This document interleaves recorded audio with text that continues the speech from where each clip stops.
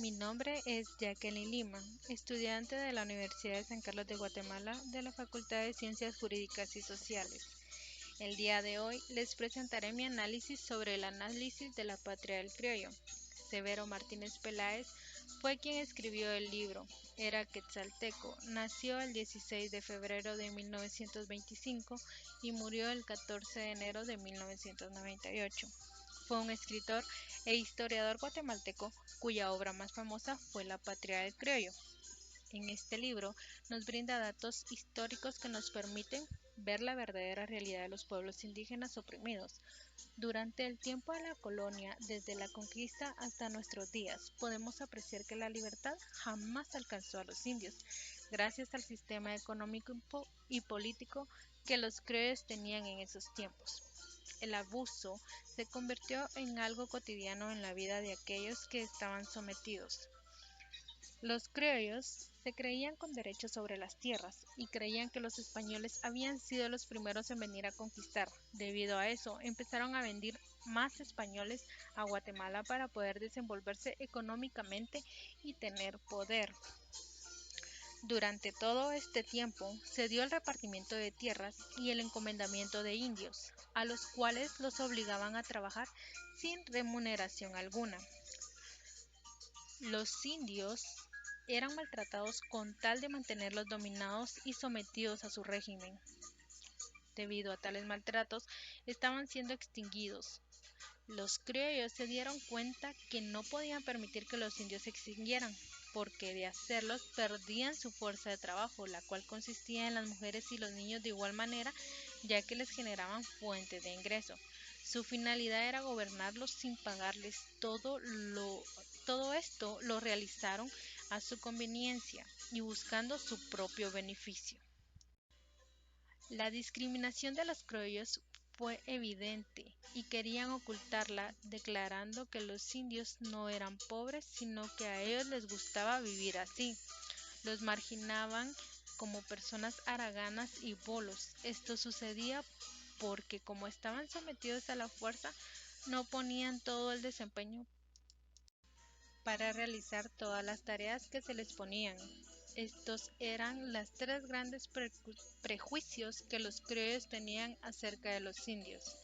Gracias a la intervención de Fray Bartolomé de las Casas, los derechos de los indios empezaron a promoverse.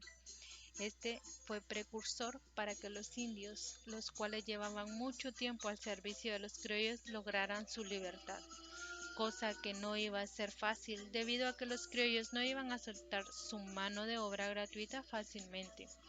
Sabiendo esto, Fray Bartolomé de las Casas se dirigió a los reyes de España, contándoles la situación en la que estos indios vivían. Y argumentando humanidad y ganancia económicas, propuso que dejaran libres a los indios para que éstos pudieran trabajar y asimismo tributar de sus ganancias a la corona. Aceptando la corona los argumentos de Fray Bartolomé de las Casas, se crearon las leyes nuevas de Indias de 1542, o leyes y ordenanzas nuevamente hechas por su majestad para la gobernación de las Indias y buen tratamiento y conservación de los indios, que son una recopilación de la legislación que fue aplicando en el Nuevo Mundo desde el inicio de la conquista. Esta legislación fue siendo ampliada con nuevas normas y reglamentos con el objetivo de otorgar un marco legal y justificar el dominio de dichas tierras, regular la vida de la población que vivían en ellas y mejorar las condiciones de vida de los indígenas bajo soberanía de la corona española. Gracias a esto, a los indios se les fue dado un territorio llamado Tierra de Indios o tierras comunales, para que los indios pudieran cosechar y comercializar sus propios productos. Y aunque siempre hubo usurpaciones de tierras por parte de los criollos, los indios lograron conseguir una remuneración por los trabajos realizados en las tierras de los criollos. Más tarde, los criollos optaron por comprar esclavos negros que sirvieran para trabajar sus haciendas, pero se dieron cuenta que los negros no eran efectivos en lugares fríos y no les servían en ciertos trabajos. Fue por eso que fueron enviados a las costas del país.